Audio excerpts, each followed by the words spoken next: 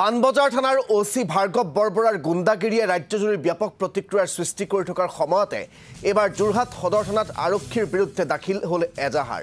ভুগদৈ আৰক্ষী চকীৰ ভাৰপ্ৰাপ্ত আৰক্ষী বিষয়া উপ পৰিদৰ্শক বৰ্ণালী গোহাঁইৰ বিৰুদ্ধে দাখিল এজাহাৰ।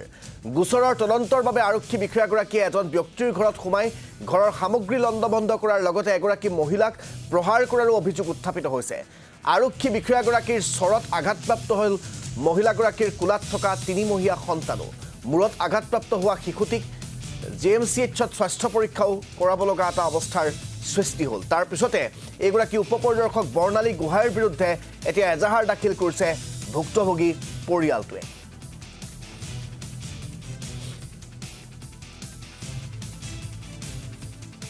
তাক বাইদেউক মাতিলে থানালৈ পঠিয়াই দিলে। থানাৰ পৰা বাইদেউ আহিছে, আহিলৈ ডিম্পি চোতালৰ পৰাই সুধিছে। বাইদেউ বোলো মই এনেকৈ কেঁচুৱাজনী লৈ থাকোঁতে মাৰিহে দিছে, একো কথা নাই বতৰা নাই।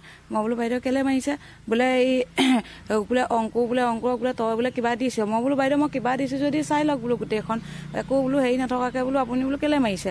তাৰপৰা মোবাইলৰ লক খোল বুলি কৈ পেলাই মোবাইলটো থপিয়াই লৈ গৈছে। বোলে লক খুলি নিদিলে বোলে এনকাউণ্টাৰ কৰি দিম। মোৰ মোবাইলটোত বহুত পাৰ্চনেলো কিবা কিবি থাকিব পাৰে। মোবাইলটো তেনেকৈ লৈ যোৱা অধিকাৰ নাই ন, কিবা ভুল হৈছে লৈ যাওক। মাৰিছে কেলে?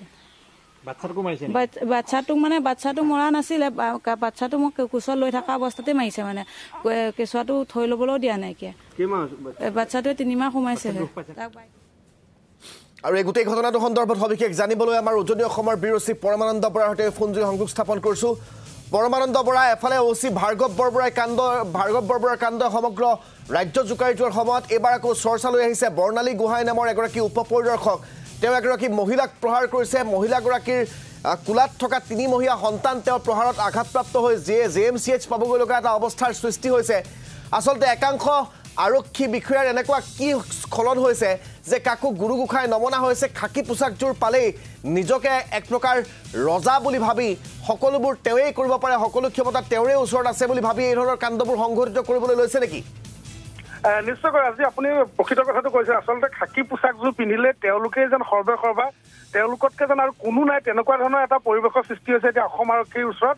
কাৰণ গুৱাহাটী পাণবজাৰ, তাৰপিছতে কালিৰ দিনটোত নাজিৰাত এগৰাকী সাংবাদিকক CRPF ভাবুকি দিছে, প্ৰাণহানি ভাবুকি দিছে।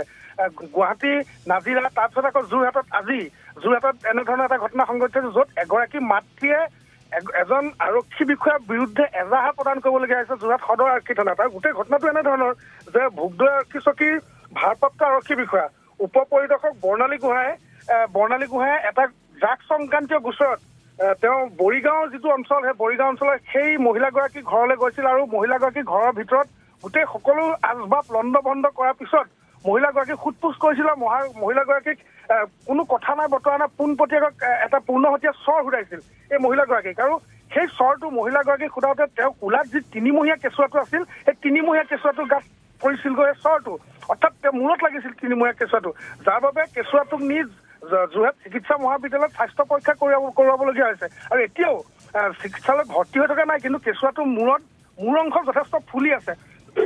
এনেধৰণৰ এটা পৰিৱেশ আৰু পৰিস্থিতিৰ সৃষ্টি হৈছে। এক কথাত ক'বলৈ গ'লে যে আৰক্ষীয়ে যাতে যেন যিকোনো সময়ত হাত তুলিব পাৰে, আৰক্ষীয়ে যি মন যায় তাকে কৰিব পাৰে, যাক য'ত যেনেকৈ ৰাখিব লাগে তেনেকৈ তেওঁলোকে ৰাখিব পাৰে, তেনেধৰণৰ এটা পৰ্যায়ৰ সৃষ্টি হৈছেগৈ। আৰু তাৰ কাৰণে যোৰহাটৰ এই ঘটনাটো এতিয়া যথেষ্ট চাঞ্চল্যৰ সৃষ্টি কৰিছে। কাৰণ গুৱাহাটী পাণবজাৰ ঘটনাটো সকলোৱে দেখিছিল, কেনেধৰণে এজন চুইকিৰ এজন বয় কেনেধৰণে বিনা কাৰণত অতি নিৰ্মমভাৱে আৰক্ষীজনে কেনেধৰণে গুচি আছিল তেওঁক। ঠিক সেই ঘটনাটো চৰ্চা হৈ থাকোঁতে যোৰহাটৰ এই ঘটনাটো। আৰু কোলাত কেঁচুৱালৈ থকা 3 মহীয়াতে কেঁচুৱালৈ থকা এগৰাকী যিগৰাকী মাতৃ চিজাৰিন হৈছে, তেওঁৰ স্বাস্থ্যও যথেষ্ট ইমান ভাল নহয়। তেনে অৱস্থাত মাতৃগৰাকীক তেওঁ চৰ সুধাইছে এই যিগৰাকী যোৰহাট ভুগদৈ আৰক্ষী চকীৰ ভাৰপ্ৰাপ্ত আৰক্ষী বিষয়া উপ পৰিদৰ্শক বৰ্ণালী গোহাঁই চৰ সোধাওঁতে সেই 3 মহীয়া সন্তানটোৰ গাত লাগিছে। 3 মহীয়া সন্তানটো বৰ্তমান দ্ৰব্যক্ৰমে তেওঁ মূৰত আঘাত পাইছে, মূৰটো ফুলি আছে, JMCHত ভৰ্তি হৈ থকা নাই, ঘৰত আছে, কিন্তু যথেষ্ট আঘাতপ্ৰাপ্ত হৈছে সেই 3 মহীয়া সন্তানটো। এই ঘটনাই এতিয়া সমগ্ৰ যোৰহাটতে চাঞ্চল্যৰ সৃষ্টি হৈছে। সকলোৰে মনত ৰাজদীপ এটা প্ৰশ্ন উত্থাপন হৈছে যে আৰক্ষী কি হৈছে, অসম আৰক্ষী কি হৈছে, অসম আৰক্ষীক কোনে মূৰৰ ওপৰত উঠাইছে, অসম আৰক্ষী কাৰ কাৰণে ইমান বলিয়ান হৈ আছে। অসম আৰক্ষীয়ে যিকোনো সময়তে এনেধৰণে যিকোনো ঠাইতে কাৰোবাক ৰখাই মাৰপিট কৰিছে, কাৰোবাক প্ৰাণনাশৰ ভাবুকি দিছে, এনেধৰণৰ ঘটনাবোৰ সংঘটিত হ'বলৈ লৈছে। এনেধৰণৰ প্ৰশ্ন এতিয়া জনসাধাৰণৰ মাজত উত্থাপন হ'বলৈ আৰম্ভ কৰিছে ৰাজদীপ। হয় পৰমানন্দ বৰা আপোনাক এই মুহূৰ্তত আমি ধন্যবাদ জ্ঞাপন কৰিছোঁ এতিয়া এই এজাহাৰৰ পিছত বৰ্ণালী গুহাৰ বিৰুদ্ধে কেনেকুৱা ব্যৱস্থা গ্ৰহণ কৰে যোৰহাট জিলাৰ আৰক্ষী অধীক্ষকগৰাকীয়ে সেয়া অতি লক্ষণীয় হ'ব